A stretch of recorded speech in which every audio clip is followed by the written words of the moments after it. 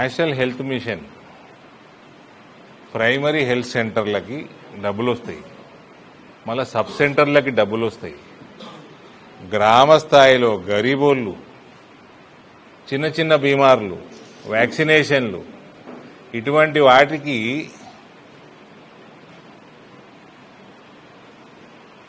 కేంద్రం నుంచి కోట్లాది నిధులు వస్తుంటే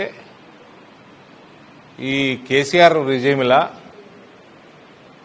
ఆ ఫండ్ అంతా డైవర్ట్ చేసేసుకొని చెప్తున్నా నేను, గత 4 సంవత్సరాల నుంచి ఎన్హెచ్ఎం నిధులు వస్తలేవు. ఎందుకంటే కేసీఆర్ లాంటి దొంగ డైవర్ట్ చేసుకున్నాడు, బెనిఫిషరీ డీటెయిల్స్ ఇవ్వలేదు. సిగ్గుచేటండి రాష్ట్రానికి ఇది. ఇటువంటి ఫాల్తు దొంగని, కేసీఆర్ లాంటి ఫాల్తు దొంగని అసలు భారతదేశంలో రాజకీయ వ్యవస్థనే చూడదు. ఈ జిల్లాలో ప్రశాంత్ రెడ్డి మంత్రిగా ఉన్నాడు.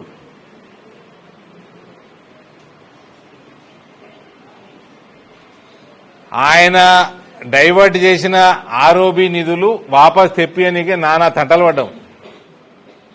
4 సంవత్సరాలు డిలే అయ్యి ఇలా ఆర్మూర్ 3 ఫ్లైఓవర్లు అయిపోయినాయి. ఆ బాల్కొండ ప్రజలు ఎందుకు వేస్తారు? అది మీ హెల్త్ పైసలు నాశనం చేసిండు, జిల్లా డెవలప్మెంట్ ఫండ్స్ అంతా నాశనం చేసిండు. మిషన్ భగీరథ దానికి ఏదో చైర్మన్ ఏదో ఉండే ఆయన, అవి నాశనం చేసిండు.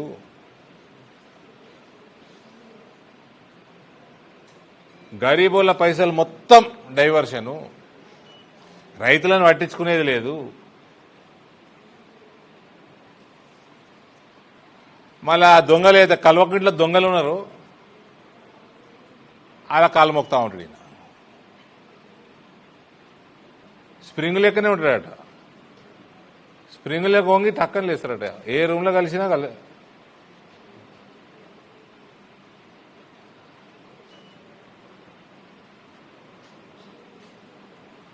మళ్ళా వాళ్ళ నాయకత్వాన్ని పెంచనీకి పనిచేస్తూ ఉంటాడు జిల్లాలో. ఈ టీఆర్ఎస్ దోపిడీ వాళ్ళు చేసింది 10 ఏళ్లలో, దానికి మొత్తం కొట్టకపీకిరు.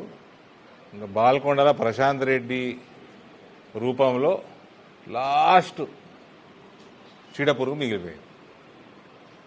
అది కూడా కథం పట్టించే బాధ్యత భారతీయ జనతా పార్టీది.